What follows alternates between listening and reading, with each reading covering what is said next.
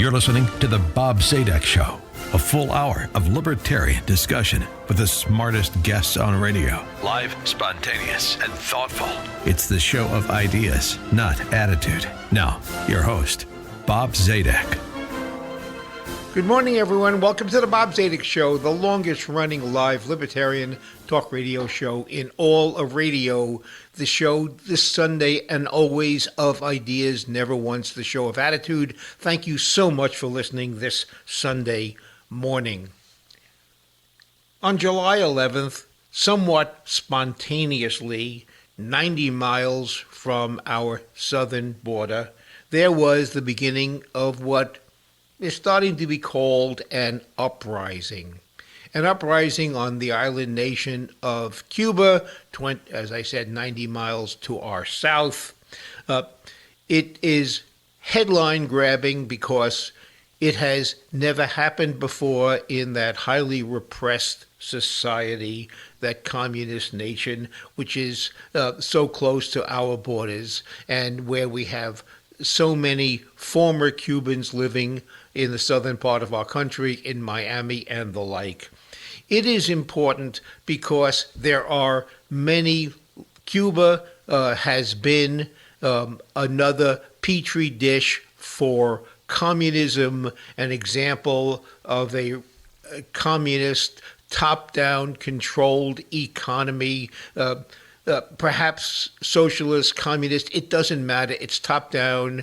It avoids private property. It has a repressive government. Of course, the absence of self-determination by the citizens of Cuba. But it is important because the uprising, many observers felt, on the one hand, it was a long time in coming. On the other time, it seemed impossible to come because Cuba, because of its size and its skill at repressing information, was happy to keep its population isolated from the rest of the world and under tight control, using the usual tools, including fear. So we being the United States, a very strange, and I hope you will agree with me after our show, irrational policy towards Cuba. And when I learn and study policy issues, when I hear people's opinion on various issues, I find the policy itself, okay, that's a policy. And then I drill down, at least I try to, and learn, well, why do we have that policy? What's the reason behind it? And that approach applies whether we're talking about stay at home under COVID. I and my guests have asked the why. And this morning with Cuba, we will ask the why. Why do we have the policy that we have vis-a-vis Cuba? Is it the right policy? Who does it harm? Who does it help? And what would be a better approach to Cuba? And what is actually going on? Cuba, our policy towards Cuba is not much in the news itself. It seems to have always been there, but that, of course, is not the case. And most Americans are kind of unaware of what exactly our policy is. We know we're not allowed to go there, kind of. We know what our policy is, more or less. We know something about an embargo. But I felt it was time to revisit our relationship to Cuba and what's going on because of the events of July 11th. So I'm happy to welcome back to the show Ian Vasquez. Ian is the Vice President for International Studies at Cato, my very, very favorite free market think tank. Oh my goodness, without Cato, I would feel myself quite adrift in the world. So thank you so much to Cato. Ian is the head of the Center for Global Liberty and Prosperity, and he also is the co-author of the Human Freedom Index, a fact-based statistic based resource to learn what exactly is going on in the world. Is human freedom on the rise or on the decline? What about poverty? What is the quality of life really happening on our planet? It is a must resource. More about that later. But to help us understand what our policy is, how we got there, and what it should be vis-a-vis Cuba, Ian, welcome to the show this morning. Thanks very much, Bob. Thanks for inviting me again.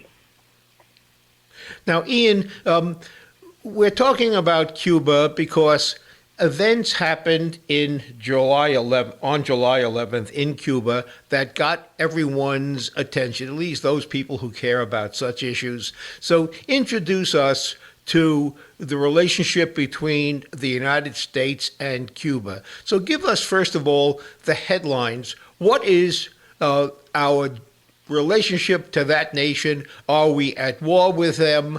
What exactly is that foreign policy relationship between us and Cuba today? And very briefly, how did we get there? Well, Cuba is a communist country, and it turned communist soon after Fidel Castro took over in 1959.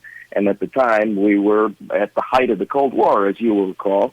So the policy that began almost immediately was to impose an embargo on that country, and it's an embargo that has been sustained to this day, essentially, with some changes along the way. But basically, it's a prohibition on exports and imports and investment and travel on that country. Since that time, and since the fall of the Soviet Union, Cuba has gone through a lot of hardships because of simply the collapse of socialism and its very nature that's unsustainable.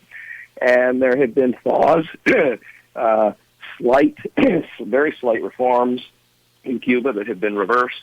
And it was during the Obama administration that there was some relaxation of the embargo, and people could start traveling, Americans, I should say, start traveling to the island and so on. When Trump came to power,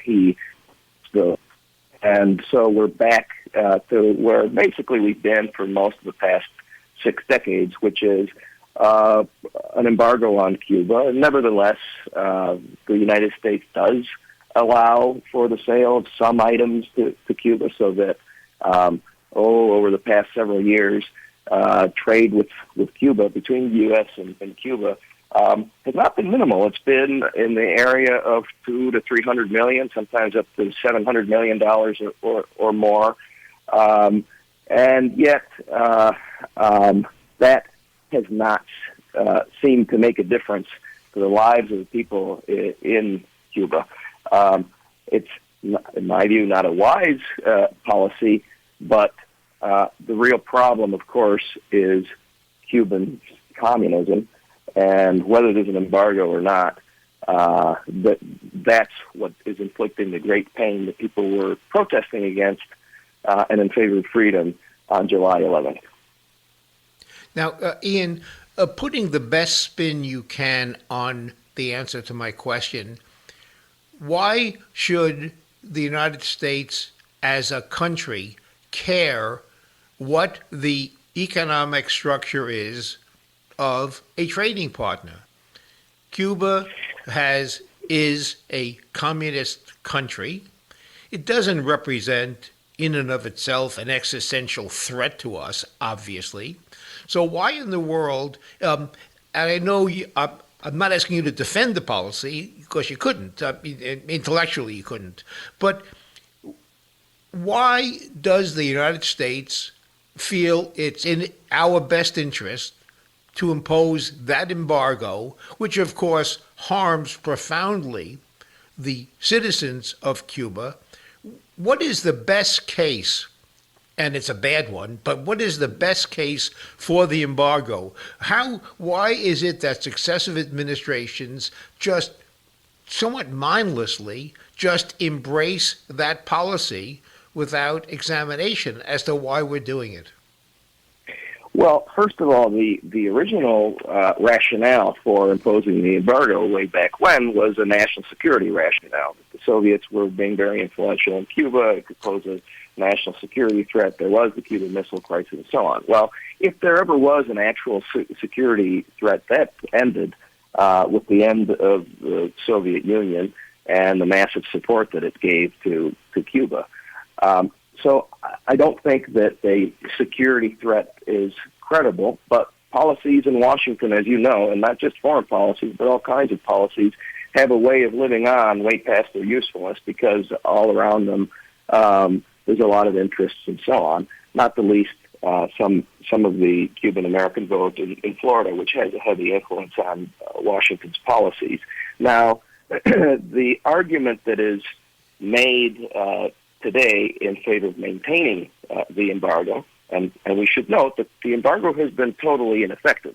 I mean, the point of an embargo is to try to change policies on the island, to try to dislodge a regime that is threatened and so on. None of that has helped Cuba. None of that has happened. And, in fact, if you look at the record of sanctions all around the world, they have a very poor record, and Cuba is no exception, especially if they're unilateral type sanctions, just not the whole world participating, but just one or a few countries, as is the case with the United States and Cuba. Cuba trades with the rest of the world freely. So the current argument is that were we to loosen the embargo and start trading with them, that would bring in a rush of investment and trade and money to support the regime. It is a communist dictatorship, so you would essentially be doing a lot of business with the regime. The regime, and especially the army there, runs the tourism. It runs all the important businesses there. And that's the fear that the pro-embargo people point to. My view is that there are two things that would happen. And the most important would be an increase in travel from Americans, and I think that that's a fairly positive influence because there's a pretty large informal economy. You can call it a shadow economy or black market economy in Cuba, where ordinary Cubans are trying to make a living there outside of the reach of the state by providing services and selling things to Americans and so on. And Americans tend to be more generous when they travel than, say, Europeans or other visitors. So I think that would help to expand the role of the informal economy, help ordinary Cubans create wealth on their own and become less dependent on the state. And they're pretty dependent on the state now, which is a positive thing. On the other hand, it is true that the Cuban state would get probably more resources. But I don't think that it would be much more, frankly, because it's a communist country, after all, and they have the worst economic policies in the world. So it's not the kind of economy that people look at and say, oh, I'm going to pour in a lot of money and invest there, because you can't. So lifting the embargo would not make much of a difference in terms of the economy in Cuba. The economy in Cuba is damned as long as they don't actually implement reforms, and the embargo has not been effective at promoting reforms. So in my view, what the main harm that the embargo has caused is that it is pointed to by the regime and regime supporters in Cuba and all around the world to say the reason that Cubans are suffering, the main reason, is because of the Cuban embargo. And I think that it causes some pain, but the main reason is communism itself, and lifting it would help clarify that situation, because I don't think that it would create a huge difference. It's not what is going to usher in freedom in Cuba. I think that it would be helpful on the margin. And this is why I think that it would be very useful to lift the embargo. It could be helpful in creating greater spaces of freedom within Cuba. And it would be especially helpful to take away this argument that people and the supporters of the Cuban regime use by saying that really it's the United States' fault. It's always the United States' fault. Get rid of that and you'll see that it's not the United States' fault. And if the goal of our foreign policy is the well-being of the citizens of Cuba, if that's the goal, because as you said, the threat to our national security today is de minimis, obviously.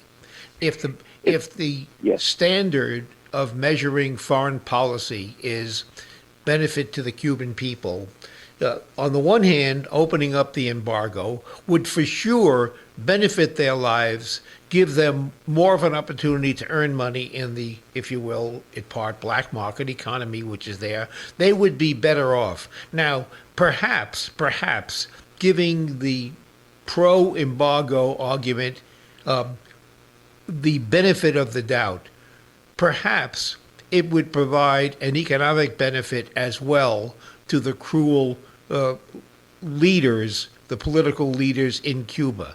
But that detriment of providing them perhaps with more cash, maybe with a population that is less angry, that benefit to the Cuban leadership, who cares if we are benefiting everybody else in Cuba along the way? That kind of is at least an approach to the decision on the embargo. Okay, so here we are at economic war with a nation that is no threat to us whatsoever. And Cuba is quite a repressive country. The leadership of Cuba has proven to be very skillful at suppressing dissent. So pre-July 11th, how is it that one of the tools, and they're perhaps pretty obvious, but how was the Cuban dictatorship, although there are nominal elections, but it's fair to call them a dictatorship, how was in the Cuban dictatorship so able to keep the population repressed? What were the tools they used, I'll say up until July 11th? Now, the tools are still there, of course, but why was there so little uprising before July 11th? What tools did they use to keep the population under control? Yeah, that's an important question because up until July 11th, you really didn't see this kind of protest, and that has allowed for all these decades the Cuban regime to say, you see, we don't have unrest in our country, and that just shows that people like the communist system, and it gave a certain amount of legitimacy to the regime among people on the left and its advocates.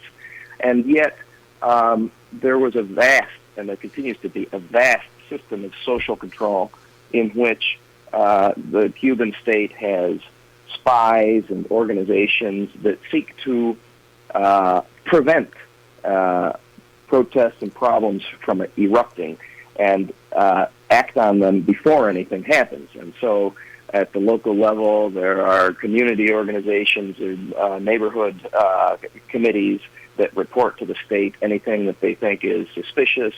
There are secret police. There are police that are in plain clothes. There are the normal police.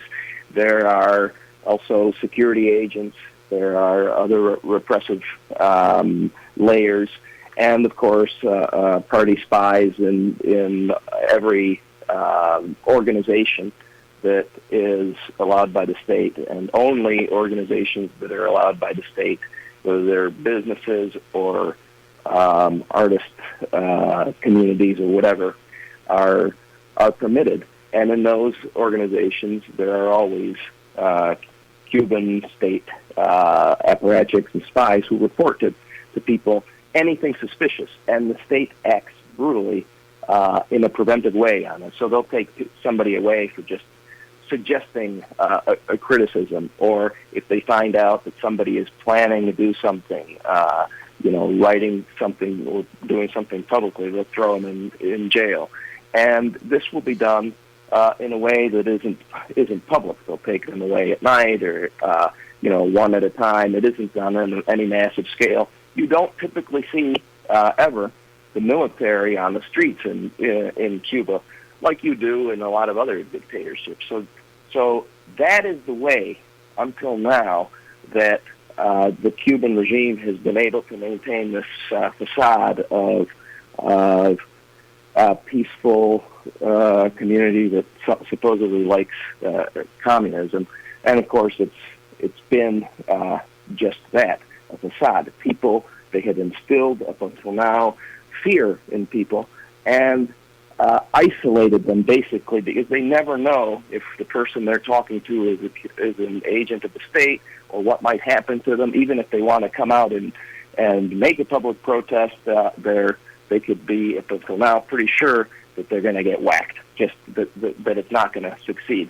But all of that changed July 11th, and the protests were able to break through that preventive system of social control, catching the dictatorship by complete surprise. Now, what happened on July 11th? And we have those of us who occasionally watch what is called the evening news. It probably doesn't exist anymore, but I'll refer to it. Those of us who watch the news from time to time are accustomed to seeing reports around the world of uprising, of protests. There was the famous spring events in the Middle East Spring, I think it was called, something like that. There are occasional protests we learn about, and they get our attention for about 30 or 45 seconds on the news, and off we go to the next event on the news. But this was, to your mind and to those who observe Cuba, special. This was not just another isolated outburst in a repressive society which happened on a given day or an evening and then it went away. This was special, and this is getting a lot more attention than other similar protests. What makes this special? What is there about Cuba and about this protest that is worthy of attention? Well, I think that's right. I think it's important to highlight just how truly unprecedented this was in communist Cuba, because it was the first time that protests of this happened in Cuba on a massive scale, nationwide. I mean, in at least 60 cities and towns all across the country, and in a simultaneous way. This was a spontaneous protest. This had never happened before, and the protesters, again, all across the country, were very clear about what they were protesting. They were chanting, down with the dictatorship and freedom. Libertad, libertad, libertad. This had never happened before. And so it reflected something new in Cuban society that I think had been happening over the past year or so, and it is exactly that social change that caught the dictatorship by surprise. And that is the Cubans lost their fear. They lost their fear of going up against the regime. They stopped being afraid of openly and publicly defying the dictatorship. And it's because of that that Cuba today is a different country than it was before. Every Cuban could now see that they weren't alone. They weren't crazy in thinking that this is a reprehensible regime, and that there is a widespread sentiment on the island, and that they don't have to be afraid of the regime. And they came out and protested. Now, of course, there had to be something that changed that allowed this to happen. That allowed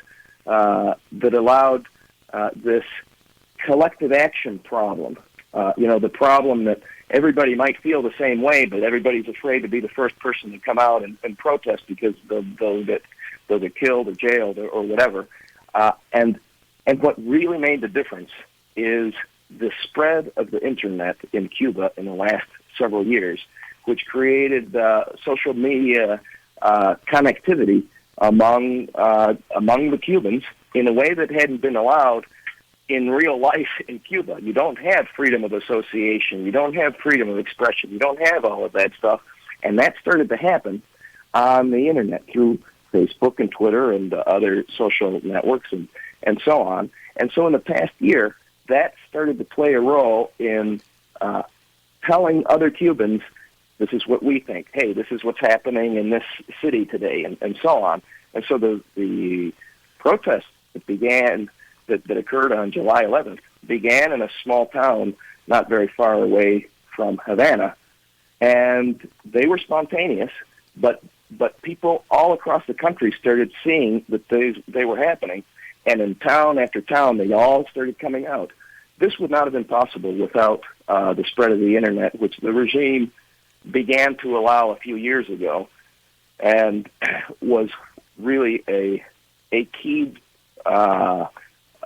development in order to facilitate this and break through the preventive system of social control that up till now Cuba has had. And it's been a tremendous blow to the regime, because it showed all Cubans and all of the world that, in fact, this regime completely lacks legitimacy. People are not at all happy with what's going on there. And it's not just the fact that Cuba is going through an extremely terrible economic time. This is not just a protest in favor of better health care, in favor of improving services. This is a fight for freedom. And that is the message that has come out loud and clear for all of the world. What I'm struck by, what I found myself thinking about as you were explaining the role of social media, specifically the Internet more broadly, is I recall learning that when, of all things, the printing press was first created and started to spread, there was among those in power, specifically the church, but others in power, opposition to the printing press, because the sharing of thoughts and the sharing of communication, the control of information, was even in the Middle Ages felt by those in power to be crucial to retaining control. And so we go back to the printing press, which was empowering in its day and age, and it's the same dynamic. And we in our news today in our country, there is enormous discussion of censorship. We are talking about Facebook censoring, whether this whole conversation about the constitutional impact of Facebook censoring the government, wanting to control what is available, indirectly use social media as their tool, as the government's tool. So it is astonishing, Ian, and this is like, no, it shouldn't be astonishing. That's perhaps the wrong word. But what we are seeing is how information, merely having one human tell another human what somebody is thinking, information itself is something that will always operate to increase freedom and as a tool to bring down repressive societies. It is a constant from the early Middle Ages through and including 2021. What a lesson it teaches us about the power of something as benign, if you will, as information. So it was just information being accessible from the brain of one human to another that is one of the factors behind the uprising. Is that an overstatement? Yeah. Is that a fair statement?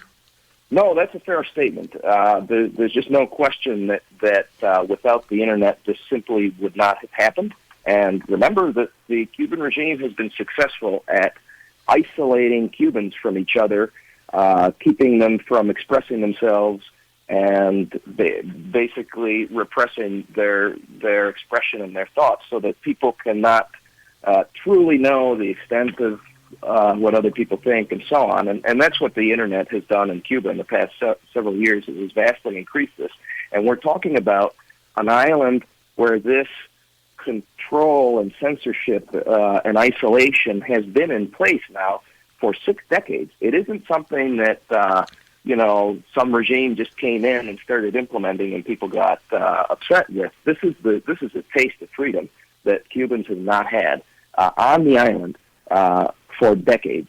And so that also makes it notable. And yes, you're right that going all the way back to Martin Luther and the Protestant Reformation, once the printing press was there, you could start all sorts of revolutions, and there are turbulent times, but more information and greater freedom of expression is really a basis of progress and the free society. July 11th was just a day, but the unhappiness, as you have explained, was fomenting for quite a long time. The Cuban economy was, to use a technical economic concept, quite a mess. So tell us a bit about what had been happening to the Cuban economy that made this uprising succeed as much as it did and so fertile. What happened to after all, Cuba has somehow survived for about 6 decades since Castro. So how did it survive up to now? Give us a bit of an insight, because you know it so well from the work you have done on the Human Freedom Index. Tell us what the Cuban economy, how did it operate, and what was happening, and why July 11th of 2021? Yeah. Well, I mean, the Cuban economy has been one of the most repressive in the world. It is a communist nation, so the state owns everything and is in control of almost everything.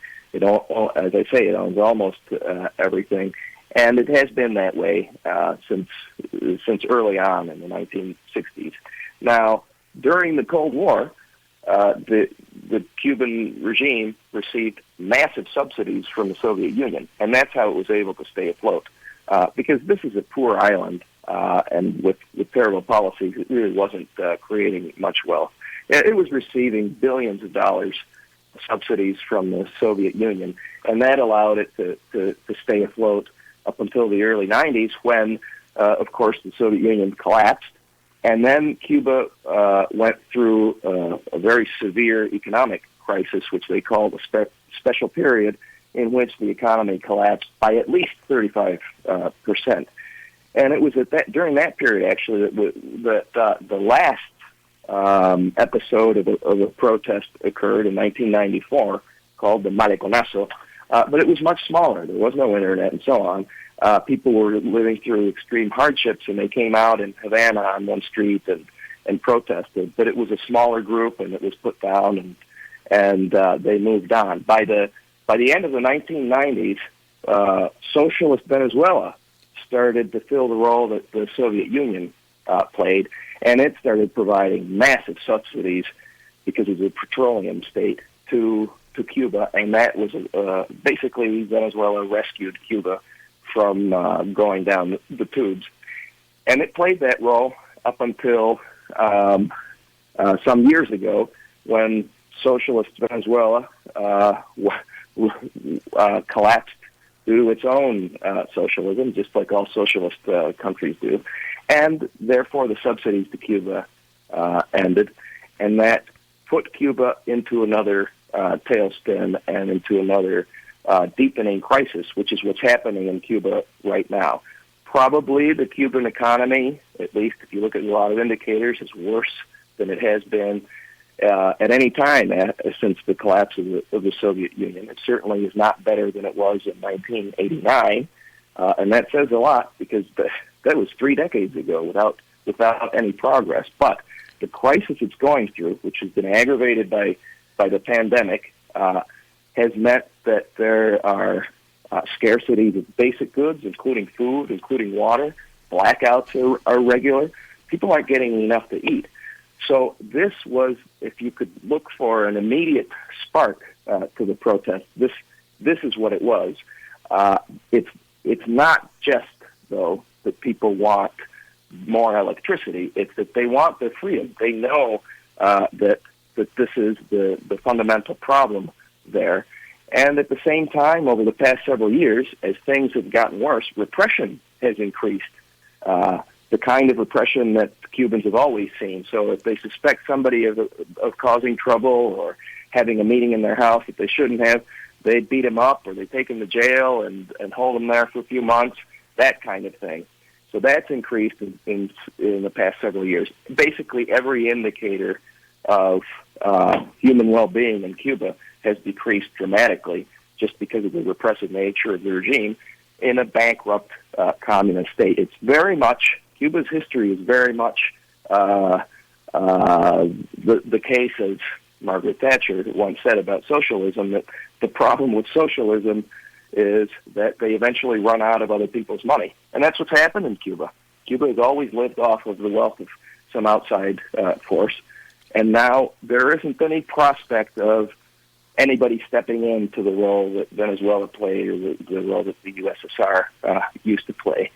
And that is the spark that led to the protests. I should also mention that in terms of the Internet in the past year, there have been a couple of episodes that have involved Cuban artists that had been jailed, which have been discussed on the Internet and gotten a lot of attention throughout Cuba because of social media networks, and which there's sort of a new generation of social media dissidents and artists and so on that are really building on the shoulders of the political dissidents that have always existed in Cuba and that have done admirable work, but that have always been put down. Now you have a new generation of dissidents that are more varied.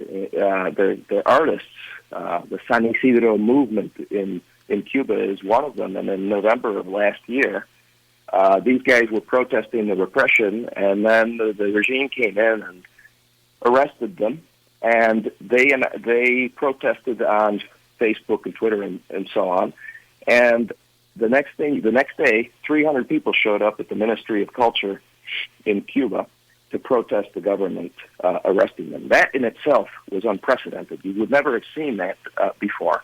So it was when that happened last year that I wrote an article in December of last year called Losing Fear in Cuba, in which I was indicating what some of us had been noticing, and that there was this social change that was happening in Cuba that looked to be significant. People are losing fear, and that the interaction of artists, the world of arts and culture, with the Internet and social media influencers there was leading to this change in Cuba, which could be significant. And in between then and July 11th, there was a viral music video that was created by Cuban musicians in Cuba and Cuban musicians outside of Cuba called Fatherland and Life, which became viral, and it was a protest against the regime.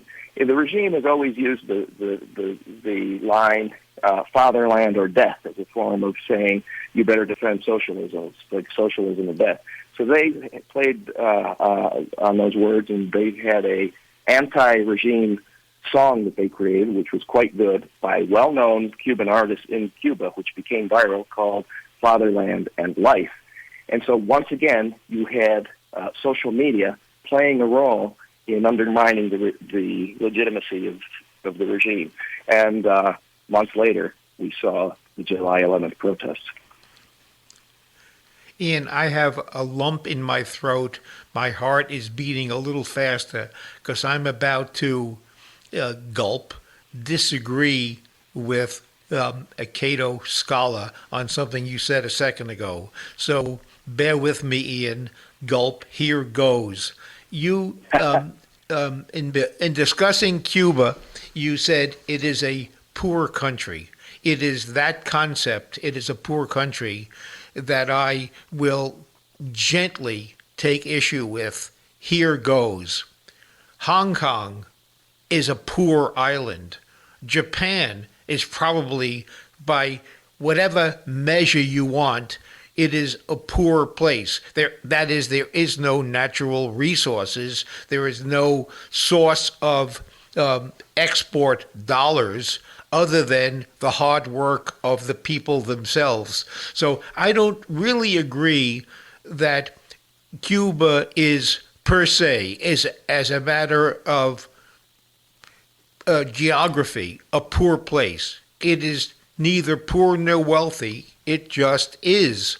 And what makes it poor is the repressive society, the economic system itself. I once observed on a show of mine that freedom and free markets are the ultimate natural resource. If a country has a free market, it needs nothing else. Money, you build it and they will come. So I don't really think that one can describe any place as being per se poor, so long as it has humans on it. And humans will find a way to prosper if they are given the freedom to do so. So that's as tough as I'm going to get on you, Ian, on this show, is disagree with that concept. Yeah, I don't think we have a disagreement about the concept of whether a society can be rich or not, depending on the institutions and policies that they implement. I totally agree. But of course, if Hong Kong would have adopted communist policies, it wouldn't be a rich place today. It would be a poor place today, like Cuba is. And that was my point. The reason that Cubans have so little, that is, they are materially poor, is because they have been prevented from creating wealth and from exercising their freedoms. There's nothing that would hold them back if they were to have a free society. Cuba could become a Hong Kong if they adopted the right policies and institutions. But they adopted exactly the opposite, and that has impoverished Cubans. And I think that was the point that I was trying to make. I agree. Of course, I wasn't trying to publicly humiliate you, Ian. So don't don't take that as a shot across the bow. Another concept, which is very important, that I want to just comment on in passing, not as a diversion, but you mentioned and your piece that you wrote at the end of last year that the Cubans have lost their fear, and that was empowering to them. Well, the flip side of that is that fear is a very, very effective tool of a repressive or any government in keeping the population under control. And of course, churches use it, and any organization that seeks to dominate will, if they can make the population they want to dominate, if they can make them fearful so that the institution which is promoting itself appears to be the savior and the protector, then fear is an effective tool. And when I have done over the last year, shows from time to time on COVID, I pointed out, and my guests have pointed out, that it was always the government putting us in fear of COVID, of transmission, of whatever. It was first make the population fearful, then you have them where you want them.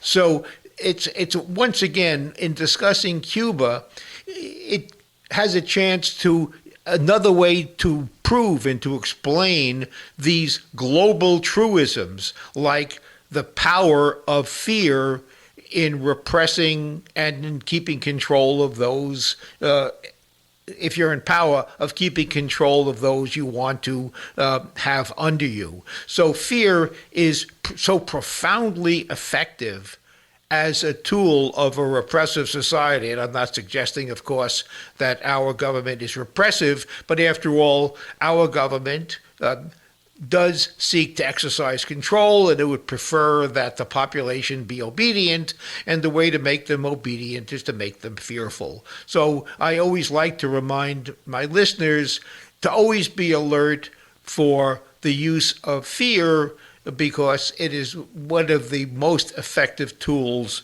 of government against the population. So your piece about fear was very insightful, and it said a lot about Cuba and a lot about the relationship of governments and populations in general. I think that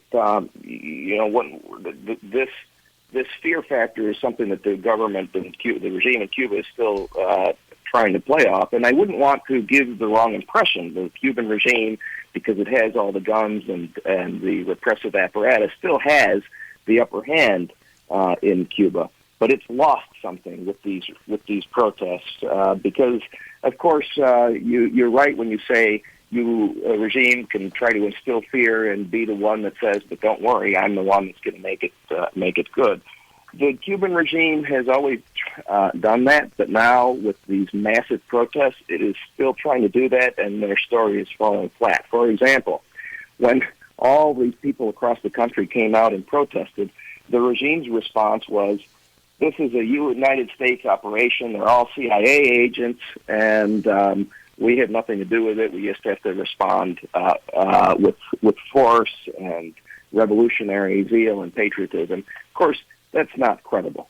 And even if somebody were to believe that, and nobody does, it wouldn't speak very well of the regime, because it would mean that their defenses were completely broken by the United States, and they could always claim to be so intelligence and everything else, so that their story, that aspect of imposing fear on the population, has fallen flat. Now, all that they're left with is sheer brutality and repression, and that's the only fear that they're instilling on the population right now. They can't even suggest, unless they start going towards reforms and changes, they can't even suggest that they have the solutions, because they actually don't have the solutions, and they don't have a way out short of actual reforms on the island. So that the only thing that they're doing so far is brutal repression, and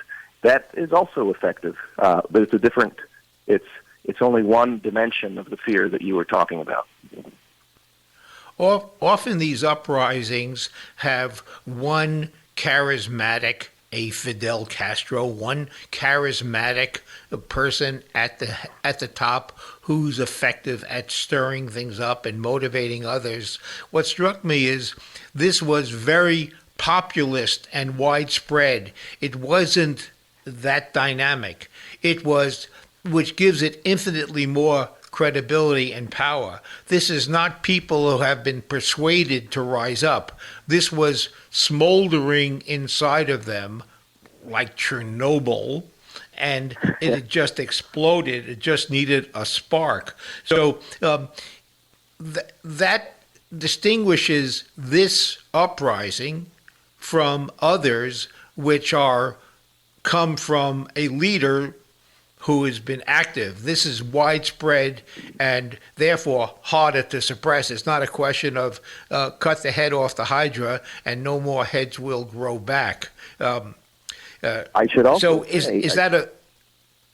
Yeah. I'm sorry, please. Sorry, I interrupted you. I was just gonna add that the other difference too is that Fidel Castro's not around. He died several years ago.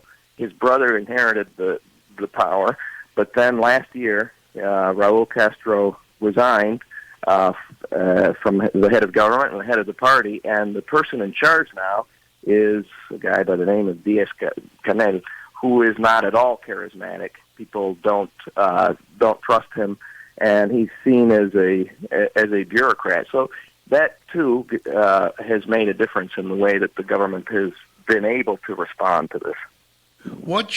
We're running out of time. What, if anything, should the United States do in terms of its policies towards Cuba right now, today? And what do you think is the likely outcome of this uprising? Will the government in Cuba be successful in suppressing it as it has in the past? And what would you recommend with your strongly pro-freedom, self-determination, free market approach. What would be a better U.S. foreign policy towards Cuba in light of this? Well, I've been a critic of the embargo for many years. I think that should have been lifted a long time ago. It would have been better to have it had been lifted, before this uprising occurred. Politically, it's going to be harder for Biden to lift it now because it's going to be portrayed as some sort of